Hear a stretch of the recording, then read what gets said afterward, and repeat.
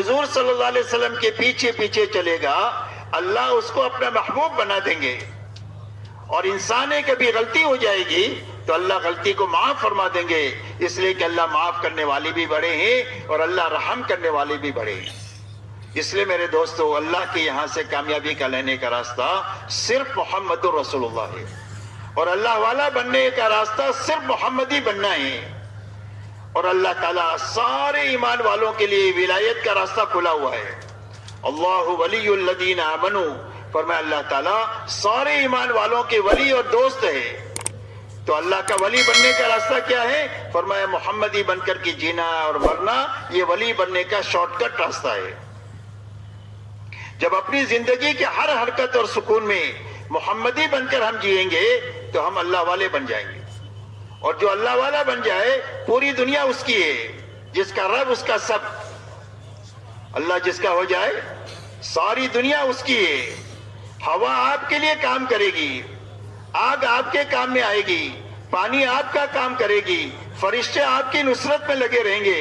اللہ تعالیٰ ساری دنیا کو ایمان والوں کے لیے مسخر فرما دیں گے جب ایمان والے محمدی بن کر کے دنیا میں جینا طے کریں گے.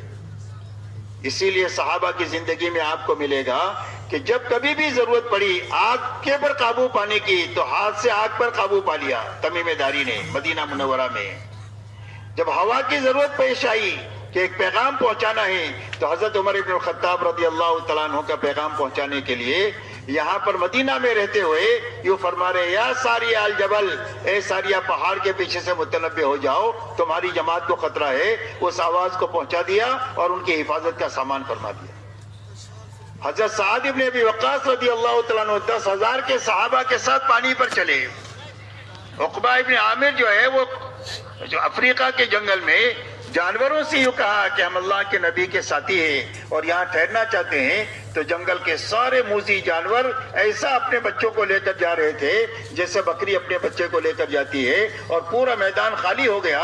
کہا جب تم اللہ کے ہو تو اللہ تمہارے اور پوری دنیا تمہاری. اس لیے میرے دوستو، پورے عالم کی تسخیر کا یہ نسخہ ہے کہ پورے عالم ہمارے فیور میں آ جائے اور اللہ کا غیبی نظام فرشتوں کا ہمارے فیور میں آ جائے. اس کے لیے لا الہ الا اللہ محمد الرسول اللہ ہے. دل کا یقین صحیح بنانا، اپنی 24 گھنٹے کی زندگی کو محمدی سانچے میں ڈالنا، یہ اللہ والا بننے کا شارٹ کٹ راستہ ہے. اسی لیے اللہ تعالیٰ تو حدیث قدسی میں فرماتے ہیں من عاد لی ولیا فقد آذنتہ بالحرب.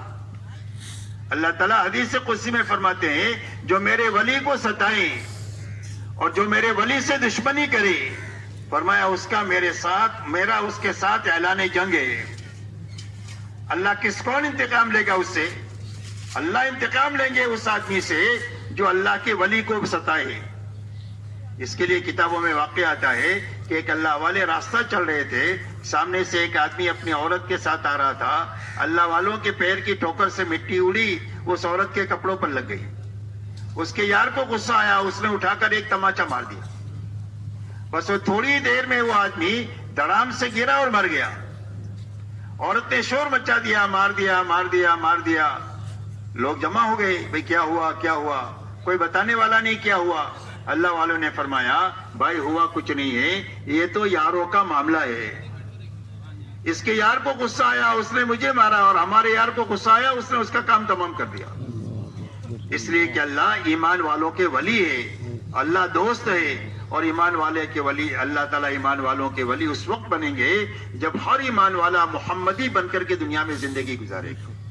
اس لیے میرے دوستو، سب سے پہلے حضور صلی اللہ علیہ وسلم نے پوری امت کو جس محنت پر اٹھایا ہے وہ ایمان اور اتباع کی محنت پر اٹھایا ہے کہ ہر ایمان والے کا دل کا یقین صحیح ہو جائے، 24 گھنٹے کی زندگی خواہشات سے نکل کر طریقوں پر آ جائے. اس کے لیے اللہ تعالیٰ نے ایمان کے بعد میں دوسری جو لائن دیا وہ عبادت کی دیا کہ ہر ایمان والے کا اللہ سے تعلق صحیح ہو جائے عبادت کے راستے سے. اس لیے کہ ہر آدمی کا اللہ سے جو تعلق ہے وہ بندگی کا ہے. ہم اللہ کے بندے ہیں، اللہ ہمارے رب ہے اور ہمارے معبود ہے، اور عبادت کے لائق صرف ایک اللہ کی ذات ہے. اس لیے اللہ کی طرف سے ایمانیات کے بعد میں جو دوسری لائن آئی وہ عبادت کی لائن آئی. کہ تم نے اقرار کیا ہے اللہ کے بندہ ہونے کا، محمد صلی اللہ علیہ وسلم کے امتی ہونے کا، اس کے ثبوت کے لیے ہم عبادت کی لائن تم کو دیتے. اسی لیے فرمایا جب تم کسی آدمی کو دیکھو کہ مسجد کا عادی ہے تو اس کے ایماندار ہونے کی گواہی دو. اس لیے اپنی عبادت کی لائن کو اچھے سے اچھی بنانا. 100% صحابہ نے اپنی عبادت کی لائن کو اچھے سے اچھی ایسی بنایا کہ مسلمان اور بے نمازی ہو اس کا تصور نہیں ہو سکتا. یہاں تک کہ منافق کی ہمت نہیں ہوتی تھی کہ جماعت کی نماز کو چھوڑ دے، تو مسلمان سے تو سوال ہی نہیں پیدا ہوتا. تو 100% ایمان والوں نے اپنی نماز پر محنت کر کے اپنی نماز کو ایسی اچھی بنایا جس کے نتیجے میں پوری زندگی اچھی بن گئی. اس لیے کہ پوری زندگی کی اچھی بنانے کا راستہ نماز کا ہے. نماز کے بارے میں فرمایا ان الصلاۃ تنہی عن الفحشاء والمنکر، نماز آدمی کو بے حیائی اور برائی کے سارے کاموں سے روکتی رہتی. کہ اگر نماز بنتی جائے گی تو زندگیوں سے رذائل نکلتے جائیں گے اور زندگی میں خسائل اور شمائل آتے چلے جائیں گے. فرمایا برائی کے نکلنے کا راستہ بھی نماز ہے اور اچھائیوں کی زندگی میں آنے کا راستہ بھی نماز ہے. اسی لیے اللہ والے فرماتے ہیں کہ نماز کی مثال زندگی میں ایسی ہے جیسے گھر میں روشن دان اور کھڑکی ہوتی ہے.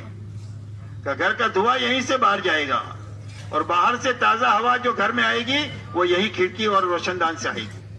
فرمایا عیسائی رضائل زندگیوں سے نکلیں گے وہ نماز کے راستے سے نکلیں گے اور شمائل اور خسائل زندگی میں جو آئیں گے وہ نماز کے راستے سے آئیں گے. اسی لیے فرمایا نماز آدمی کو بے حیائی اور برائی کے کاموں سے روکتی رہتی ہے. اس لیے اپنی نماز پھر بنانے کی محنت کہ ہماری نماز ایسی بن جائے کہ ہماری نماز اللہ کے ساتھ مناجات بن جائے. فرمایا مصلی یناجی ربہ، فرمایا مصلی نمازی آدمی تو اللہ سے مناجات کرتا ہے. مناجات کہتے ہیں چپ کے بات کرنے کو، کہ اللہ سے چپ کے بات کرتے. حدیث پاک میں آتا ہے کہ جب بندہ کہتا ہے الحمدللہ رب العالمین تو اللہ اس کا جواب دیتے ہیں حمدنی عبدی، میرے بندے نے میری تعریف کیا. اور جب یہ کہتا ہے الرحمن الرحیم تو اللہ فرماتے اثنا علی عبدی، میرے بندے نے میری ثنا بیان کی. اور جب یہ کہتا ہے مالک یوم الدین، اللہ تو بدلے کے دن کے مالک ہے، اللہ جواب دیتے ہیں مجدنی عبدی، میرے بندے نے میری بزرگی بیان کیا. اور جب یہ کہتا ہے اہدنا الصراط المستقیم تو اللہ اور یہ کہتا ہے ایاک نعبد و ایاک نستعین، اللہ فرماتے ھذا بینی و بین عبدی، عبادت میرے لیے اور مدد میرے بندے کے لیے. اور جب یہ کہتا ہے اہدنا الصراط المستقیم، اے اللہ مجھے سیدھے راستے پر چلا دے، تو اللہ فرماتے ہیں ولعبدی ما سأل، میرے بندے نے جو مانگا میں نے اس کو دے دیا. اس لیے میرے دوستو اپنی نماز پر محنت کر کے اپنی نمازوں کو اچھے سے اچھی بنانا. اچھی نماز بنے گی یقین سے کہ زندگی کے ہر مسئلے میں جب کبھی بھی کوئی چھوٹا بڑا مسئلہ ہے ہماری نگاہ اللہ پر جائے، نماز پر جائے کہ میرے اللہ کام بنائیں گے اور نماز کے راستے سے بنائیں گے. اس لیے نماز پڑھ کر ہم اپنے اللہ سے کہیں گے. تو ایک تو نماز میں یقین آ جائے، ایک نماز میں شوق آ جائے اللہ کے سامنے کھڑا ہونے کا کہ نماز ہمارے لیے بوجھ نہ رہے بلکہ نماز ہمارے لیے راحت کا سامان بنے. حضور صلی اللہ علیہ وسلم فرماتے تھے حضرت بلال سے ارحنی یا بلال، اے بلال نماز کی تیاری کر کے ہم کو راحت پہنچاؤ. تو نماز کے اندر میں اللہ کے سامنے کھڑے ہونے کا، سجدے میں پڑے رہنے کا، قیام لمبا لمبا کرنے کا ہمارا شوق بن جائے. نماز کے اندر میں علم آ جائے، مسائل کا علم اور سنتوں کا علم کہ ہر عمل کی سنتیں کیا ہیں اس کو معلوم کر کے سنت کے مطابق اور مسائل کی رعایت کے ساتھ نماز کو پڑھنا. چوتھی چیز اللہ والا دھیان آ جائے کہ اللہ کی عبادت اس طرح کی جائے کہ میں اللہ کو دیکھ رہا ہوں اور اللہ مجھے دیکھ رہے ہیں. اور اگر یہ بات پیدا نہ ہو تو یہ تو ضرور ہونا چاہیے کہ اللہ تو مجھے دیکھ ہی رہے. اس دھیان کے ساتھ نماز پڑھنا اور اللہ کو راضی کرنے کی نیت سے پڑھنا.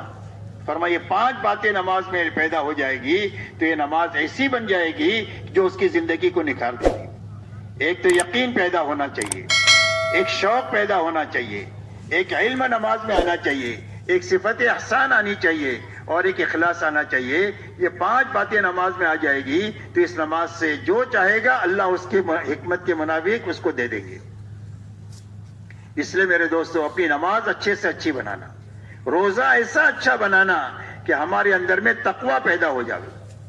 روزے کی غایت تقوی بتائی کہ جس طرح حلال سے بچ گئے ہیں حرام سے بچنے کی طاقت پیدا ہو جائے نماز کے راستے سے، روزے کے راستے سے، اور تقوی پیدا ہو جائے گا تو اللہ تعالیٰ ایسی جگہ سے روزی دیں گے جہاں سے وہم و گمان بھی نہیں ہوگا۔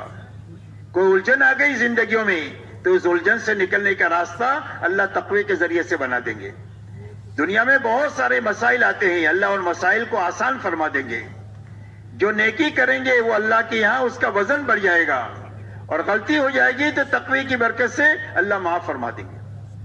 اسی لیے میرے دوستو صحابہ تقوی کو اپنی تمام نعمتوں کا بدل سمجھتے تھے کہ اللہ نے بڑی نعمت ہم کو دیا ہے، جب کبھی بھی کوئی مسئلہ آئے گا ہم تقوی کے راستے سے اللہ سے حل کرا دیں گے۔ اسی لیے ایک مرتبہ حضرت عبد الرحمن ابن عوف رضی اللہ تعالیٰ عنہ نے حضرت عمر سے یہ فرمایا کہ امیر المؤمنین آپ بیت المال سارا خرچ کر ڈالتے ہیں، آئندہ مسلمانوں کی ضرورت کے لیے کچھ رکھتے ہی نہیں ہے۔